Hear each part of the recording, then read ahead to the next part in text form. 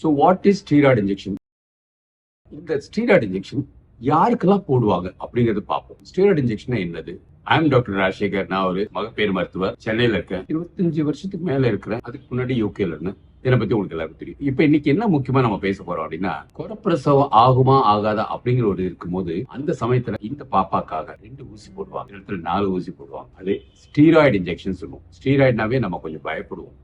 யாருன்னா அது ஸ்டீராய்ட்ஸ் நிறைய எடுத்துக்கிறவங்களுக்கு வந்து திடீர்னு ஏதாவது பிரச்சனைகள் வரும். அது நமக்கு எல்லாம் தெரியும். அதனால ஸ்டீராய்டு நம்ம பயப்படுவோம். ஆனா இந்த 2 இன்ஜெக்ஷன் இந்த குழந்தையோட உயிரை பாதுகாப்பா வச்சுக்குது. அது எப்படிங்கிறத இந்த வீடியோல பார்க்க போறோம். நம்ம என்னெல்லாம் பார்க்கணும், இந்த ஸ்டீராய்டுனா என்ன, இது என்ன ஊசி, அதான் ஃபர்ஸ்ட். ரெண்டாவது, இது யாருக்கெல்லாம் இதை போடுவாங்க டாக்டர்ஸ், அது ரெண்டாவது. மூணாவது, இதோட பெனிஃபிட்ஸ் என்ன, அதாவது நற்குணங்கள் என்ன, குழந்தைக்கு என்ன நல்லது செய்ய போகுது, இப்ப தாய்க்கு என்ன நல்லது செய்யும். அடுத்து, இதுக்கு ஏதாவது ரிஸ்க் இருக்கா, என்னென்ன ரிஸ்க் இருக்கலாம். அடுத்தது, இது ஏன் டாக்டர் மாத்திரம்தான் போடணும், மற்றவங்க யாரும் போடக்கூடாது. இது வந்து ரொம்ப பாதுகாப்பானது. ஒன்லி ஆப்ஸ்டிஷியன்ஸ் ஆர் குட் டாக்டர்ஸ் தான் இது போடணும். So what is steroid injection? Steroid injection என்னது? 2 தான் நம்ம பொதுவாக நம்ம யூஸ் பண்றது. ஒன்று வந்து பீட்டா மெத்தசோன் சொல்லுவோம், இன்னொன்று வந்து டெக்ஸாமெத்தசோன் சொல்லுவோம். இது வந்து பேரு தாங்க, அதை பத்தி பெருசா தெரிய வேண்டியதில்லை. இந்த இன்ஜெக்ஷன் வந்து குழந்தையோட ஆர்கன்ஸ், லங்ஸ், ஹார்ட், கிட்னி இதுங்களை பறக்கிறதுக்காக கொஞ்சம் எக்ஸ்ட்ராவா மெச்சூர் பண்ண வைக்குது. மெச்சூர்னா என்னது, அது தயாராக்குது. ஸோ 36 வாரத்திலேயே அந்த இன்ஜெக்ஷன் குழந்தை கொடுத்துருந்தோம்னு வச்சுக்கோங்க, அது 38 வாரத்துக்கு உள்ள மெச்சூரிட்டியை கொடுக்குது. அப்போ குழந்தை பிறக்கும் போது மூச்சு திணறல் இல்லாம இருக்கும். சிறுநீர் அது பாட்டுக்கு எப்பயும் போல நார்மலா போகும். ஸோ ஏர்லி மெச்சூரிட்டியா இருக்கு, இன்க்ரீஸ் பண்ணுது. ஸோ அதான் இதோட மெயின் வேலை. நாங்க படிச்ச காலத்துல இந்த இன்ஜெக்ஷன் கிடையாது. அப்ப என்ன ஆகணும், குழந்தை பிறந்தவொடனே மூச்சு விட கஷ்டப்படும், குரு அப்படின்னு இருக்கும். ஆனா இந்த இன்ஜெக்ஷன் போட்டுட்டோம்னு வச்சுக்கோங்க, ஒரு 2 வாரம் 3 வாரம் எக்ஸ்ட்ராவா அதுங்களுக்கு வந்து அந்த மூச்சு விடுறதுக்குள்ள இது இருக்கும். ஸோ உண்மையாவே உயிர் காக்குற ஒரு மருந்து இது. அதனால இதை பத்தி இன்னும் தெளிவா நம்ம புரிஞ்சுப்போம். அதான் வந்து இந்த வீடியோல பார்க்க போறீங்க. பீட்டா மெத்தசோன், டெக்ஸாமெத்தசோன், இது 2 தான் டாக்டர்ஸ் கொடுப்பாங்க. அது ஒன்லி டாக்டர்ஸ் தான் கொடுக்கணும், வேற யாரும் கொடுக்க கூடாது. இப்ப இந்த ஸ்டீராய்டு இன்ஜெக்ஷன் யாருக்கெல்லாம் போடுவாங்க அப்படிங்கறது பார்ப்போம். ஒரு 4-5 பாயிண்ட் தாங்க. ஃபர்ஸ்ட், 37 வாரத்துக்கு முன்னாடியே ஒரு பிரசவ வலியோ இல்லாட்டி ஏதோ ஒரு அறிகுறிகள் இருக்குன்னு வச்சுக்கோங்களேன், மைல்டா ப்ளீடிங் ஆகுது, இல்லாட்டி மைல்டா ஃப்ளூயிட் போற மாதிரி இருக்கு, அந்த மாதிரி உள்ள சூழல் இருந்துச்சுன்னா கட்டாயம் போடுவாங்க 37 வாரத்துக்கு முன்னாடி. ரெண்டாவது, சம்டைம்ஸ் கர்ப்பப்பை வாய் வந்து சும்மா சாஃப்டா போது ஒரு 2-3 சென்டிமீட்டர் திறந்துடும். அது வந்து எந்த வலியும் ஒன்றும் இருக்காது. அந்த மாதிரி சமயத்துல குழந்தை டக்குன்னு அடுத்த 7 நாளுக்குள்ள பிறந்துருமோங்கிறதுக்காக அது போடுவாங்க. சில சமயம் கட்டாயம் 36, 34 வாரத்துல 35 வாரத்துல கட்டாயம் டெலிவரி பண்ணணும். சில கண்டிஷன்ஸ் இருக்கு.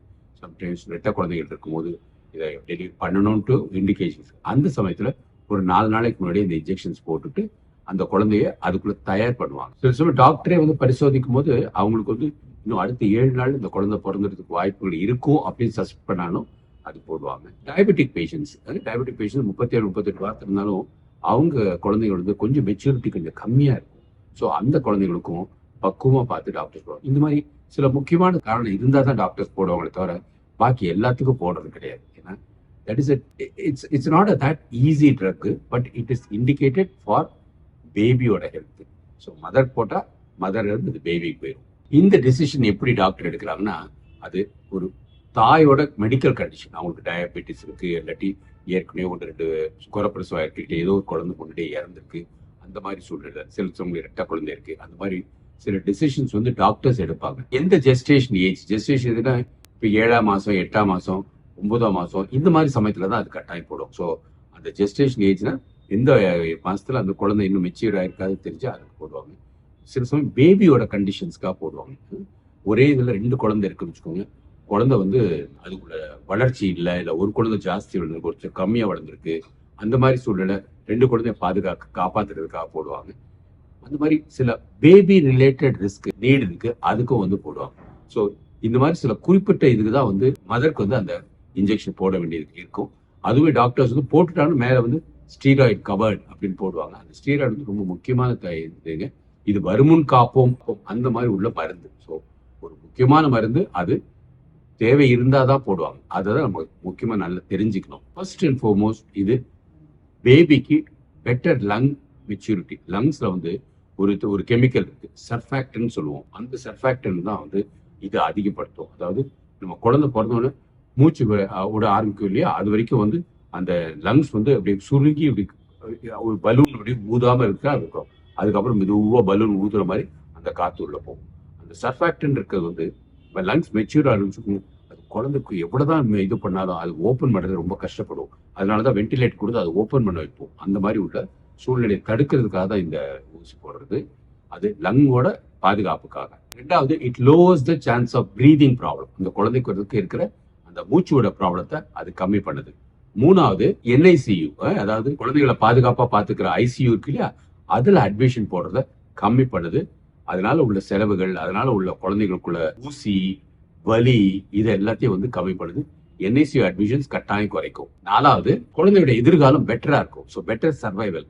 நீங்க அந்த ஊசி போடாம சில குழந்தை வந்து டக்குன்னு பிறந்துருச்சுன்னா வச்சுக்கோங்களேன், அந்த குழந்தைய வந்து ஒரு 4 நாளோ இல்ல 10 நாளோ சம்டைம் 28 நாள் கூட வென்டிலேட்டர்ல வச்சு அந்த லங்ஸை மெச்சூர் பண்றதுக்குள்ள மருந்து கொடுத்துக்கிட்டே இருப்பாங்க. அந்த லங்ஸ் வந்து தனியா வந்து அதுவா மூச்சு விடுறதுக்கு, மூச்சு விடுமா விடாதான் அப்பப்போ பார்ப்பாங்க. பட் மூச்சுல கஷ்டப்படுதுன்னு வச்சுக்கோங்க, டக்குன்னு வந்து அதை போட்டு விடுவாங்க. ஸோ அந்த நாட்களை வந்து கம்மி பண்றதுக்கு இந்த ஊசி மிகவும் பயனுள்ளதா இருக்கு.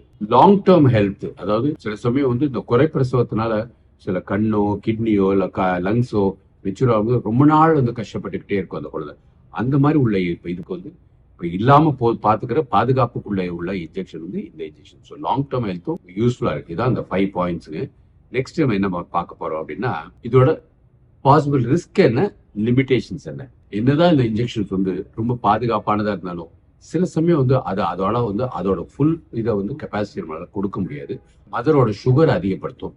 டெம்பரேச்சர் மதரோட சுகர் அதிகப்படுத்துறதுனால, அது பர்டிகுலர் இந்த டயபெட்டிக் பேஷண்ட்ஸ், சிலவங்களுக்கு டயபெட்டிஸ் வருமா வராதா, அவங்களுக்கெல்லாம் வந்து சுகர் அதிகப்படுத்தும்.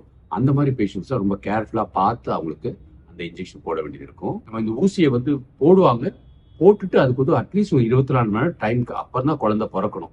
பட் சம்டைம்ஸ் வந்து அது போட்டிருப்பாங்க, போட்டு 1/2 மணி நேரம் 1 மணி நேரம் இல்ல ஒரு 6 மணி நேரத்துக்கு பிறந்துச்சு, அந்த இன்ஜெக்ஷனோட ஃபுல் பெனிஃபிட்ஸ் நமக்கு கிடைக்காது. ஸோ அதுவும் நமக்கு நல்லபடி புரிஞ்சிருக்கணும். இந்த ஊசியை பத்தி திருப்பி திருப்பி திருப்பி போடக்கூடாது. சம்டைம்ஸ் வந்து ஒரு தடவை வந்து 7ஆம் மாசம் போட்டிருக்கோம், இன்னொருக்கு வந்து போடுவோன்ட்டு அது மாதிரி திருப்பி திருப்பி ரிப்பீட் பண்ணக்கூடாது. ஒன்ஸ் போட்டுட்டா அதோட ஸ்டாப் பண்ணிப்பாங்க most of the doctors. Sometimes doctors கொஞ்சம் அது இதுன்னு ஏதாவது பண்ணுவாங்க, but it is not needed.